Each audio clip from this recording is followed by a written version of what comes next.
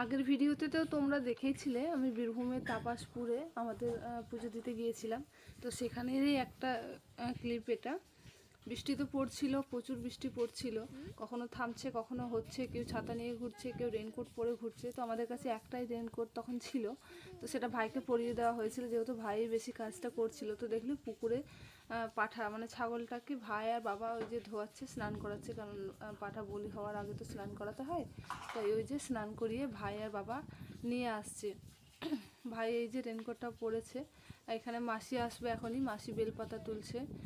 ফুল টুল তো সেরমভাবে ঘর থেকে বৃষ্টির মধ্যে খুব বেশি কিছু অ্যারেঞ্জ করে আনতে পারিনি, তো যতটুকু পারা হয়েছিল আনা হয়েছিল। আর এখানেই ফুল বেলপাতা ছিল বলে খুব একটা অসুবিধা হয়নি। এই যে মাসি বেলপাতা তুলছে, আর ওই যে ভাই আসছে। এদিকে মাহির ওর পাপার কলে আছে, সেও ছাতা নিয়ে রয়েছে। আমি এমনিই রয়েছি, ভিজছি, কেউ ভিজছে, কেউ ছাতা নিয়ে, কেউ রেনকোট নিয়ে। আর ভাইয়ের তো একদমই পছন্দ নয় জানো ভিডিও করা, তাই এই যে